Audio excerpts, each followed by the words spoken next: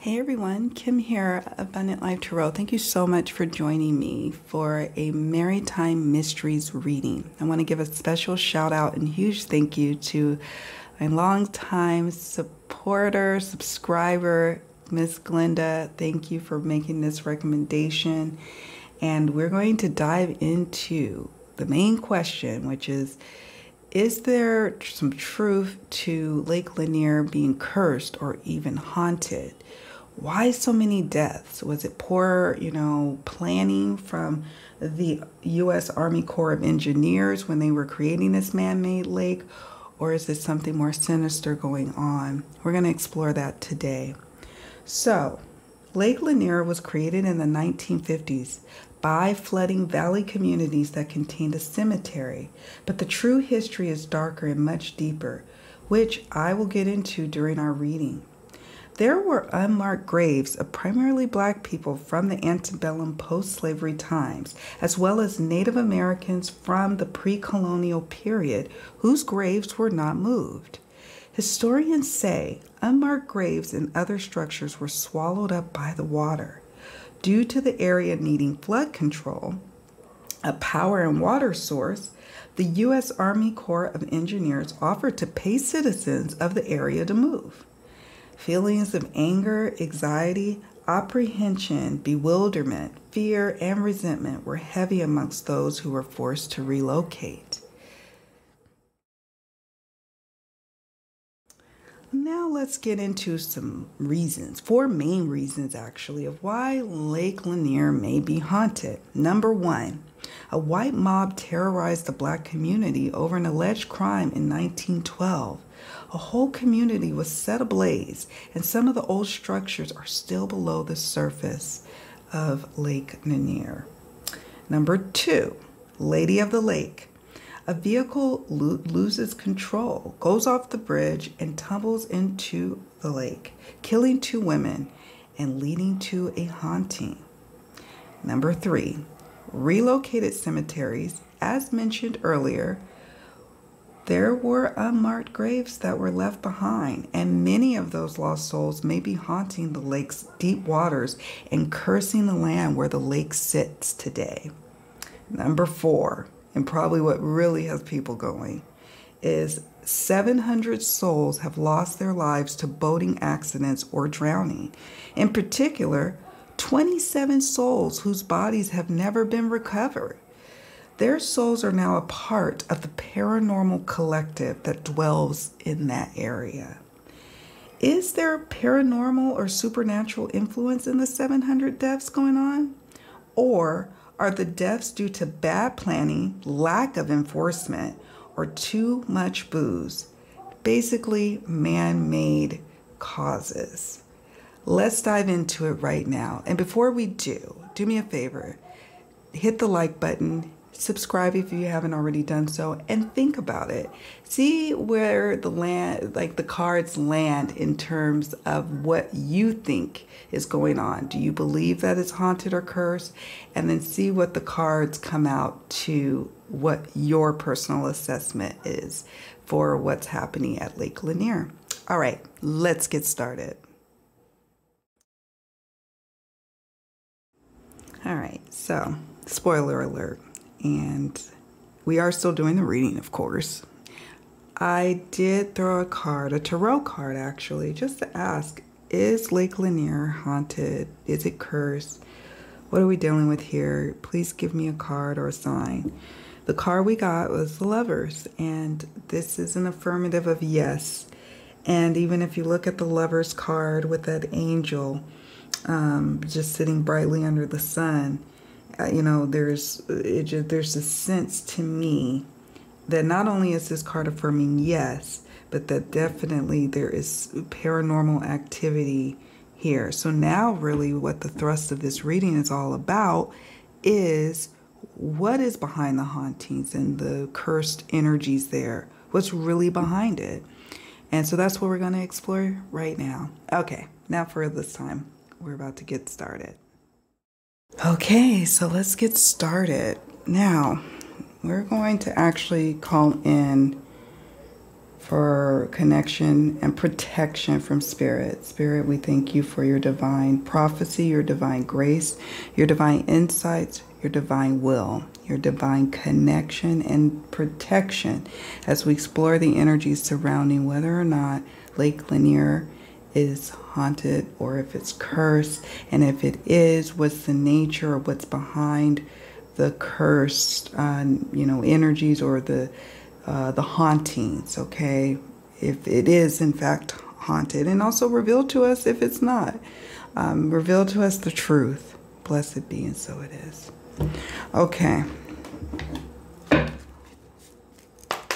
This particular reading called for that because we are tapping into some different type of energies here.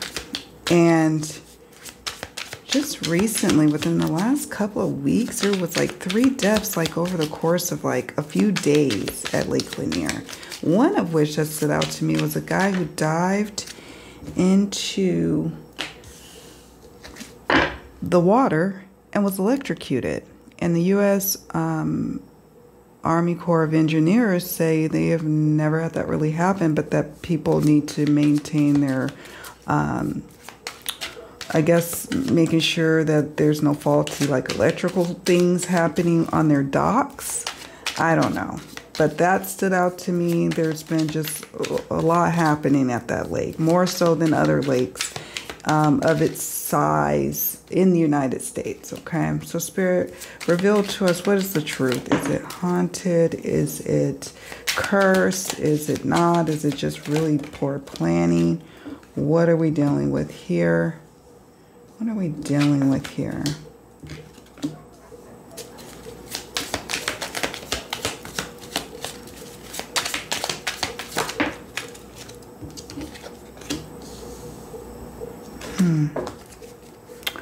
All right. Now I'm going to work my way through these cards. And I'm just going to zoom in so we can get a closer look at them. Remembering the question is this lake haunted or if it's cursed or what's really going on here? So we have here, starting right out, is the wall card. Okay, so the wall card, it is about obstacles, separation, maintaining boundaries. So right off the bat, Spirit is like, this is more of a situation of creating a dam, creating a wall, a barrier, and the main motivation for this lake has just to do with that. So it's very man-made to me, this wall, this energy here. Now, on the metaphysical realm, it can mean that separation, right? What are we separated from? We are separated from the dead. The dead is now in this watery grave, and there are people who are on the land moving along, living their life. I'm saying this because we have the wall over the moth card. Moth is typically associated with transformation, death, okay? Metaphysically, also, the wall card can speak to a need to maintain boundaries and those boundaries being crossed, and that having ripple effects, if you will, on generations to come. I'm saying about generations because of that acorn card. Okay, so the acorn card is about future potential, growth, longevity, good luck, and all the possibilities of the future. However, when I look at these cards here, it's like there's something happening here. Future generations reaping the wonderful benefits of that lake, right? It did create a dam. It stopped, it helped to control flooding in that area. It became a water source. There was much possibility for those who were able to make profits off of that area once they moved all the families out of there. Those families who lived there. It was almost like eminent domain, but I don't know if eminent domain means that they just run you off your land, the U.S. government, without paying you. In this case, people were relocated and paid for their land, but they could have been undervalued, and that had ripple effects for future generations with the acorn card. Something of value here. People could be very sore about this area that needed to be protected.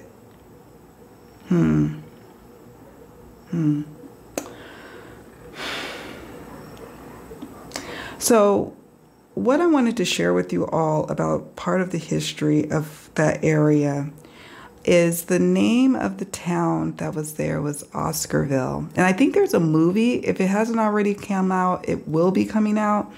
But I think it's a fictionalized story of Oscarville. And this was like an area that post-antebellum period, so that's like what, following the Civil War, Reconstruction, antebellum period, there were this was a thriving black community with carpenters, blacksmiths. It was just a place where there was even wealth and abundance there. And because of alleged crimes that took place against white women, there was a white mob that got very upset, wanted to teach some folks some things, and some would even argue wanted to take something of value. Something of value. We see that here with the coin. So they burned up the churches, the houses, tore the town up. And the alleged crimes, and I say alleged because there is a question in history of whether they even got the right people. It's like alleged, R word against, I think it was 1 to 2 different white women. And so this caused the white mob to become enraged and to take off and destroy this town. So there's that bit of history here. And oh yeah, I'm getting heavy energy here. Yeah. So there was tormented souls. So there's already been displacement on multiple different occasions in this piece of land. Yeah. So let's talk about the 73 card, which is the diamond card. A promise. Invincibility. Sitting next to the moth card. I do sense that this land could very well be cursed. And I don't blame why. I'm just going to say it.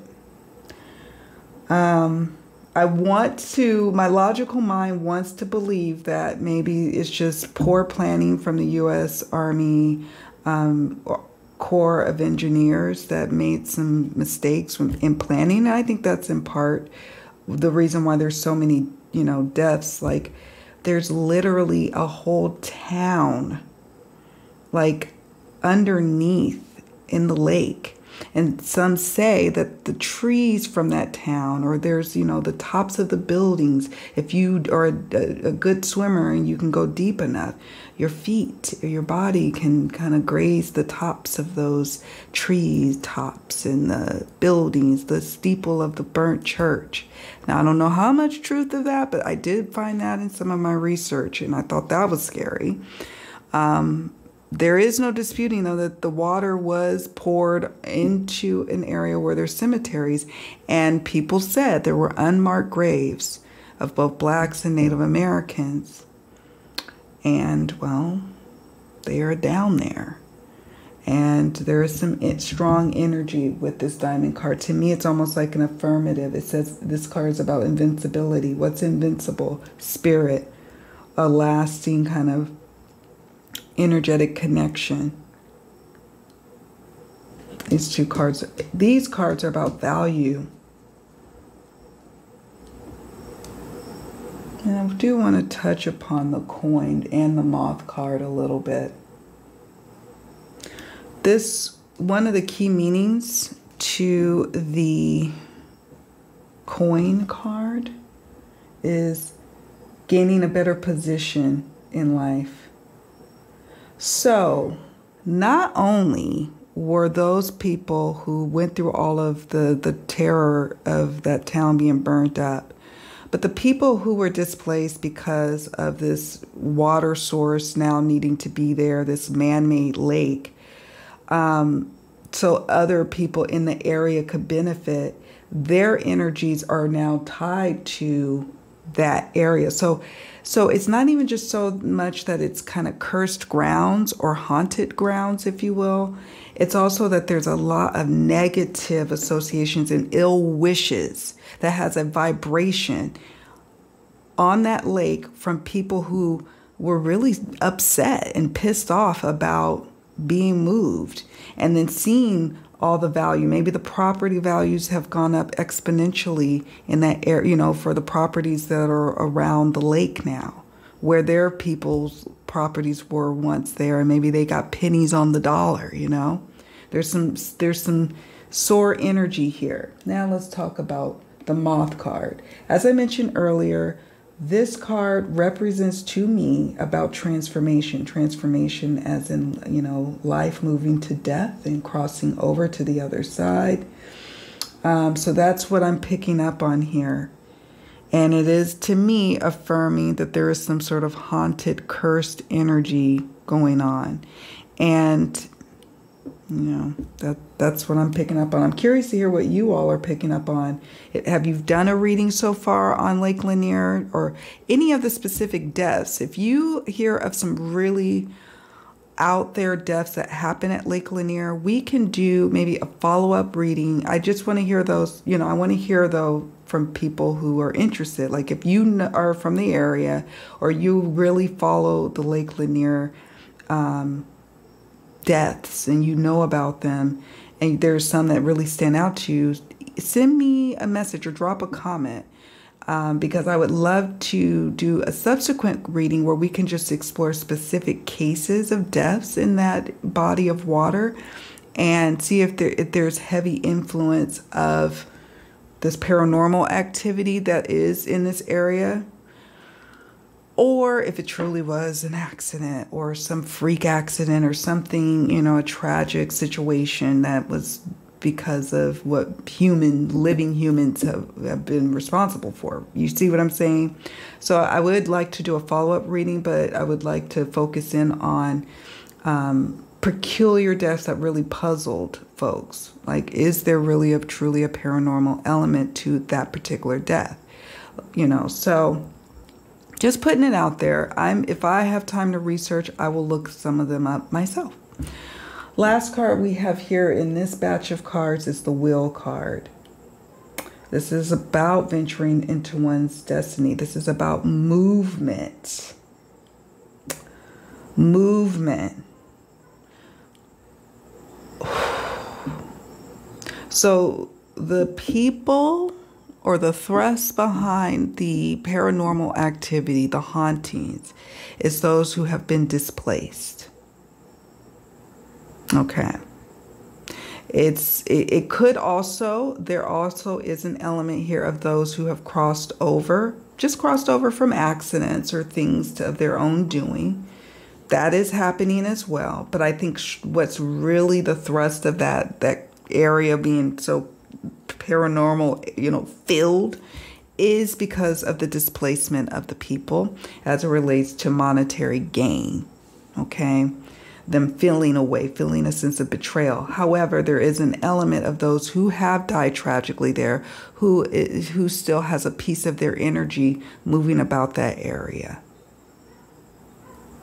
And I also would be curious to hear of ghost stories from that area too. If you know of any happenings, or maybe you could direct me to a film or documentary, please share in the comments section down below. Spirit, what else can you share with us?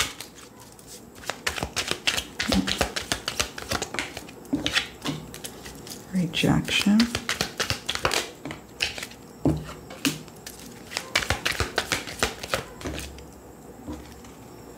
Yeah.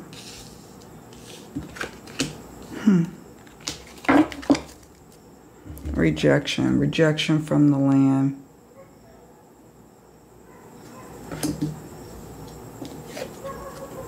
Withdrawn. Internalizing. And absent-minded. With this card, when I saw this card, what instantly came up for me was that a lot of people underestimate what's really going on here at the energetic level. They're like, you know, if it's, you know, this is just a tragic, you know, tragic accident, tragic boating incident, tragic, you know, drowning. This is what it is. And they don't give much thought to it. But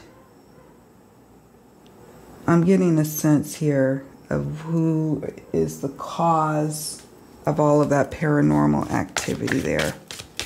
And I do sense it has to do with the displaced people. That's what I pick up on. What do you pick up on?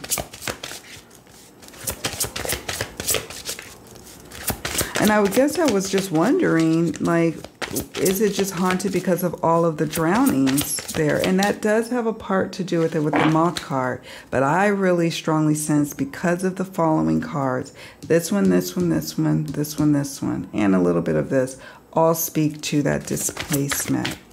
Triumph of Lies. I got a chill. I'm going to zoom out so we can get a better look. Let me see. Triumph of Lies.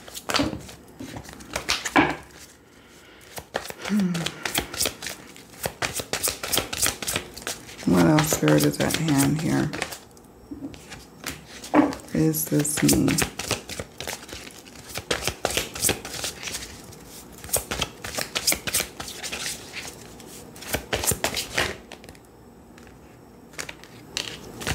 These cards tried to come out earlier. Okay. I got you, Spirit. I got you.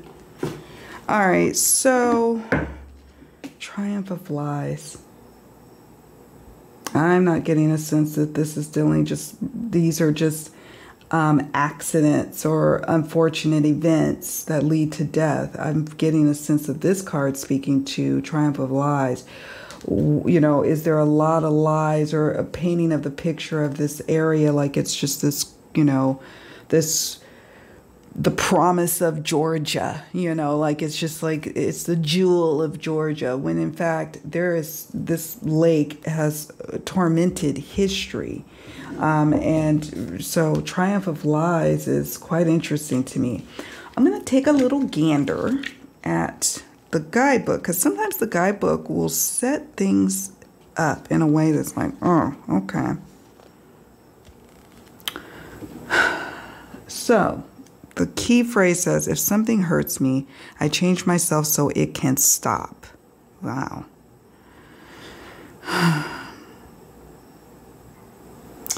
Not all that glitters is gold. Emptiness is felt when there is nothing under the dress. The Triumph of Lies is about appearance. And appearance is always so important in the world. Day by day, it seems more important. Can that be a lie too? We seek to be what the world outside desires and not necessarily society at large. Our family or partners or friends place judgments on what we should be. In the dress we choose, we carve a mask of expectations, behaviors, and values to live by.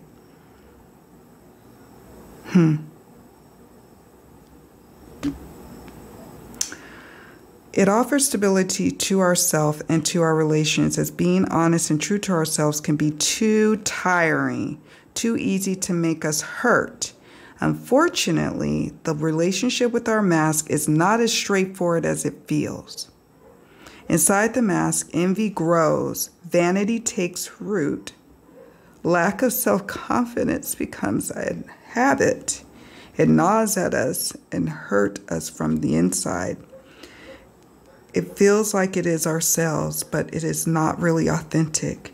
It is just a lie we have made habit to believe in. When our lies become a gilded cage and our dress becomes a burden, we should remember that we were born naked. And so the visual seed that this card has, according to the guidebook, says headless mannequins crowd against each other under a cold neon light. They are dressed in luxury clothes and pricey accessories. Among them, one has a crown skull floating where her face was supposed to be. And I don't know, I'm getting very emotional, so I'm not going to keep us here too long. But this card is speaking to me. I wouldn't even be surprised if it's some of my relatives who were displaced. I have family from the South, family that lives in that area, actually. Oh, okay, so then let's move on to this card. Is this me? Is this me? And you know, when I see this card and I think of is this me, you know how sometimes when we watch movies about ghosts and they don't, like, oh, the movie Ghost, for example. And Patrick Swayze didn't realize that he was actually a ghost for a good time of the movie, like a good chunk of it.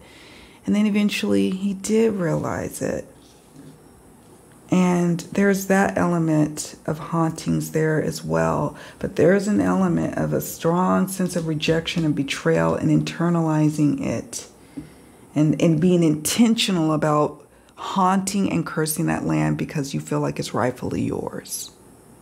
But this also could just speak to the general hauntings that happen, that people, you know, linger there because that's where they're lingering. And I have my own philosophies. We won't get into that for time's sake as to why there are hauntings. But if you're curious, I suppose I could do a video on that separately. Envious gluttony. Now, this conjured up all sorts of ideas and thoughts. And I'm going to tell you why. First of all, obviously there was gluttony happening in scooping up and burning down a perfectly good town that was really just trying to provide stability for a community that had their citizens had been, their people had been enslaved for so many centuries. And so they have an opportunity to build something amazing, all for it to be burned down. And so it wasn't just that the white mob was very upset about this crime. There's also, in the history essays I've read, that there was jealousy about this town, about, you know, what they were able to amass. And so envious gluttony is at hand here. But as we let's go to 2023. There's also this element of doing too much, having too much, wanting too much, trying to prove something, going to this lake, trying to prove something, and it leading to your, you know, to an untimely demise. Envious gluttony. Envious gluttony of wanting the area for, you know, for people who would be willing to pay a lot more later to live around the lake.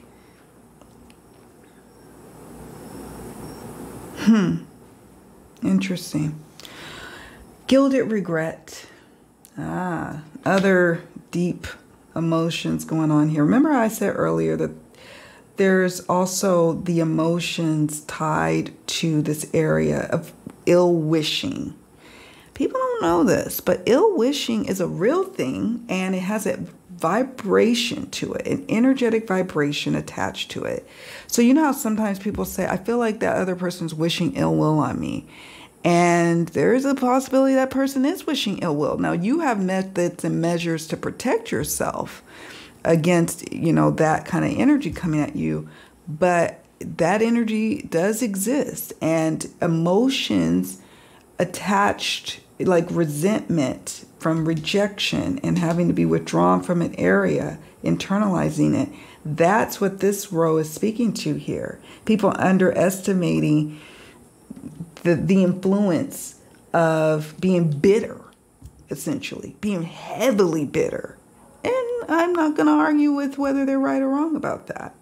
Gilded regret for not fighting hard enough. I did read some articles that some people were wishing that they fought for their land a bit harder during that time when the U.S. Army Corps of Engineers was coming to town to, you know, raise people up. Gilded regret. I'm not gonna read like I did card number 1. It is also literally card number 1 here. But I'm just gonna read an excerpt for the Gilded Regret card. I feel like living in the past. Please give me 5 more minutes to linger. That's the key phrase. I just love how when I read this guidebook for the Dark Mirror Oracle, how on point it is to the messages that we have going on in the reading. Let's see. Oh my God. The key sentence here, you can't see that, but I'm going to read it to you. Memories are like floating underwater, safe, warm, and murky, yet they held the scent of death. Kid you not. That's what it says. I'm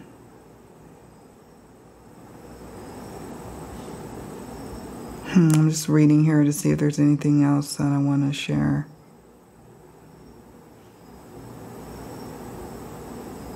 I think that's it, though. I think that's what Spirit wanted me to share with you, is that sentence right there.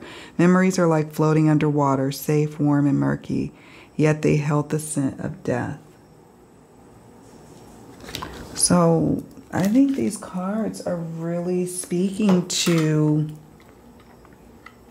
this area is cursed. I mean, and haunted. And I get a sense of what the thrust of that haunting is about, like the main issues here, why it even makes it susceptible for those low vibrational feelings from low vibration emotions that people had towards this area.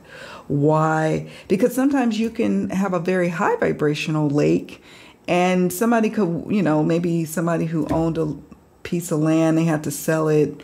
They ran upon hard financial times, but they sold it and they're bitter. But the overall energy of the lake, they may have a drowning every decade or so, but it's, you know, it's not anywhere near Lake Lanier. And it's a high vibrational area. People love to go there. They feel safe in that area. Whereas this, you know, you hear a lot of times people feel like they feel like, I don't want to go near there. There's a lot of people that I was reading up on that were saying, you know, in interviews that they will not go there. They live right near there. They will not go. And that too is a part of the negative vibrations of that area. So there's a lot going on. I don't think I'm going to be visiting it anytime soon.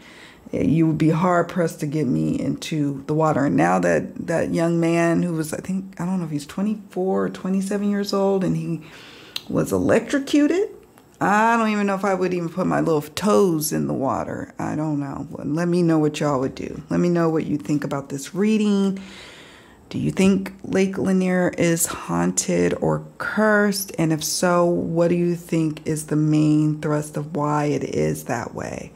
Is it all of the deaths that have happened over the years? Is it because of the dark history that happened with Oscarville?